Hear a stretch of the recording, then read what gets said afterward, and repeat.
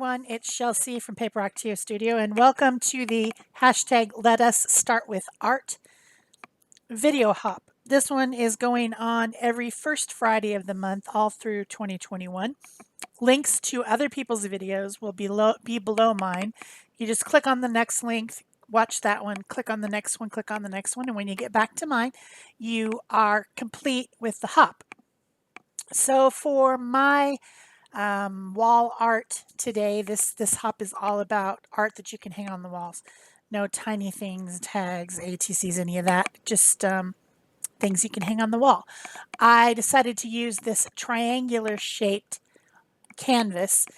You can see a little bit of a dark spot in the middle, and that is because when it came in the package, it had like a poke on it, or like there was this bump. And so I was able to successfully smooth it out by just spraying a little bit of water on the back of the canvas and kind of pushing against my mat until I got that weird bump, like something had poked into it and pushed it out. I got it out, but I didn't care that it was still wet because I'm going to collage on it anyway. I have all kinds of colors of green papers, gel prints, roll-off pieces, stenciled pieces, painty papers, and I want to create a background that starts at the bottom with kind of a leafy look and is darker at the bottom and continues to get lighter and lighter as I get to the point of the canvas. It's fun to play with these different shape canvases. I bought a pack of hexagon canvas panels and a pack of triangular shaped canvases, and this one actually has a wood frame with the canvas wrapped around it, and it's gessoed. So it's just your regular canvas. Really, for collage, I prefer to have wooden panels. They're called cradled wood, I think, because it's tricky to collage onto something that has so much give. The middle of the canvas, when I push on it, it gives in. If you are doing it, a good idea is to put like some books or something behind so that it makes a flat surface for you to collage on. But this is a triangle. I didn't have anything to put behind it that was the shape of a triangle that was about, 3/4 of an inch thick. So yeah, I just went for it. But I do have this stiff collage brush. This collage brush is from the Distress line from Tim Holtz over at Ranger. It's Distress Collage brushes, comes in 3 different sizes. I will put a link below the video at the very bottom where you can find the products that I use in case you want to. The glue I'm using is Liquitex Matte Gel Medium.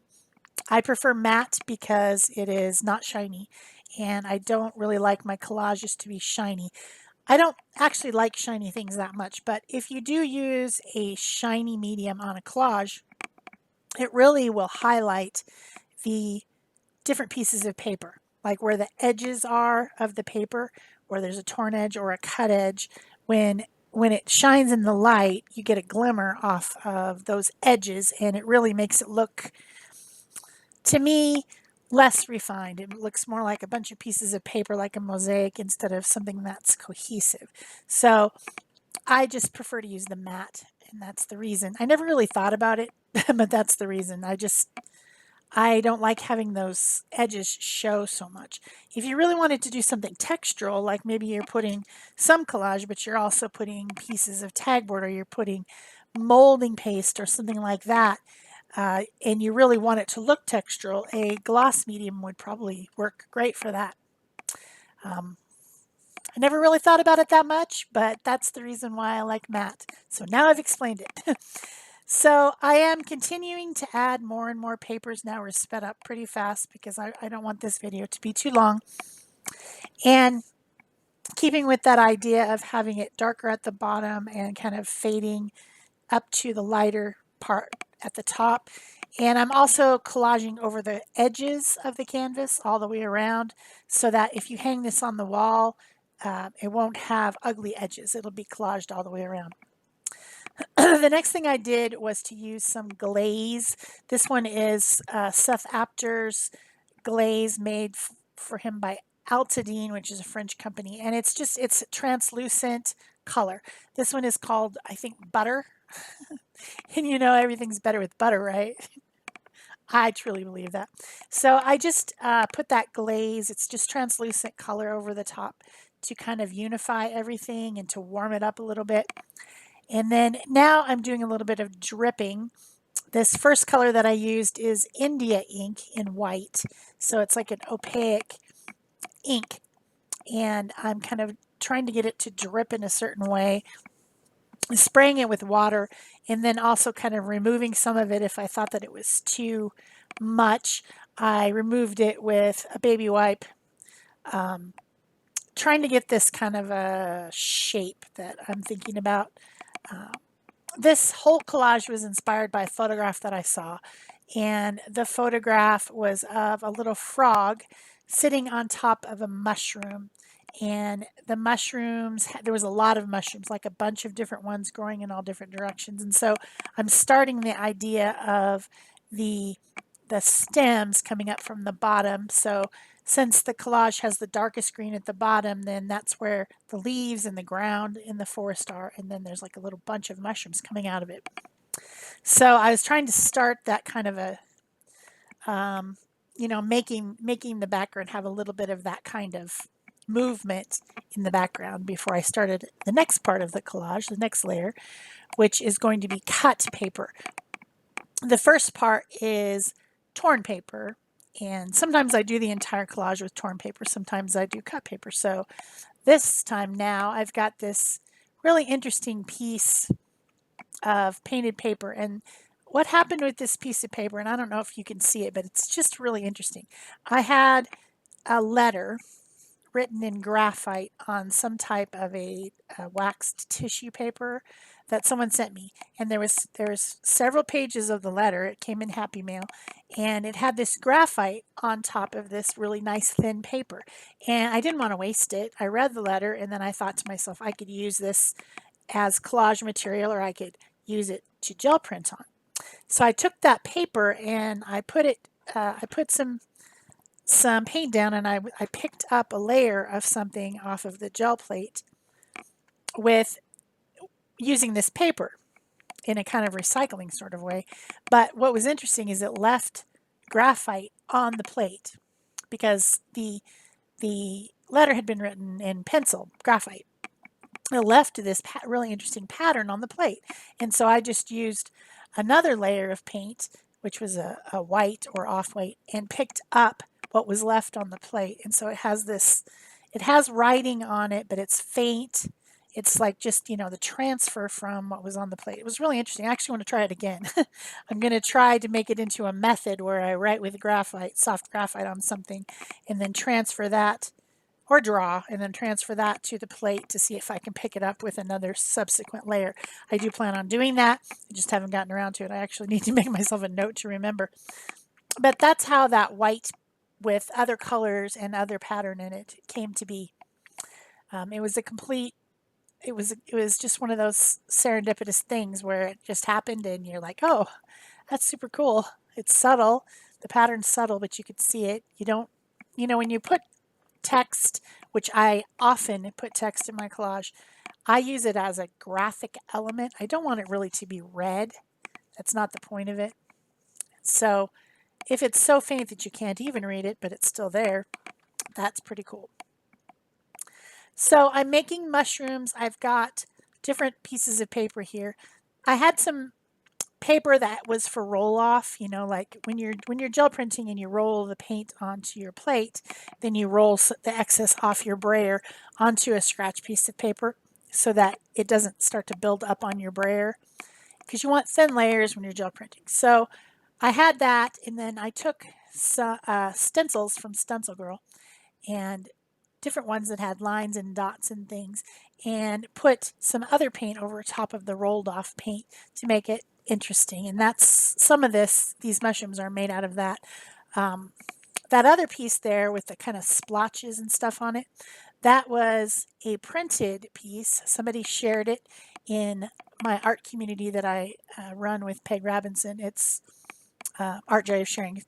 we were sharing digital backgrounds that we scanned and then shared in the group so that people could print them off and use them. And it's one of those, and I think it might be maybe coffee or tea stained paper that someone made, and then they scanned it and shared it. I printed it off with the laser printer. So I thought it was perfect for mushrooms. It looks like mushroom paper to me. Yeah, can I get some of that mushroom paper? Yeah, it's not made out of mushrooms. It just looks like mushrooms. So I used that as well as these other ones that were stenciled with dots and lines and different sizes of things to make interesting patterns in my mushrooms. And I made just a whole bunch of little mushrooms on there. It was lots of fun. I think that if you went into the woods as it's starting to get warmer up in the Pacific Northwest, that would be mushroom picking time. And I remember doing that, going up to this place called Westminster Woods to pick mushrooms with my mom when I was a child. And I couldn't do it now. I wouldn't know which ones to pick or where to find them, but I think we were with someone else who was a pro at mushroom picking, and I like mushrooms. I think they taste really good. So I wished I had a bunch of wild mushrooms to eat. That would be fun. But I don't think they grow in Arizona. I don't think we have any mushrooms growing in our very hard, very dry clay here. Unless it's up in the more woodsy type of Arizona to the north, maybe. I don't know. But anyway, lots of mushrooms. Glued them down with that same Liquitex matte gel medium, different types of painty papers. And now I have a piece of deli paper, which I just tore off the paper that I was using underneath. And I'm drawing my little froggy. Froggy's going to sit on the mushroom. It was such a cute photo. I think I saw it on probably Facebook, maybe, or maybe Pinterest. But yeah, pretty cute. Froggy sitting on a mushroom. Had to do it. Had to make it into a collage. So I drew it first with some pencil, and then I went over it with an illustration marker so that I'd be able to see the lines better.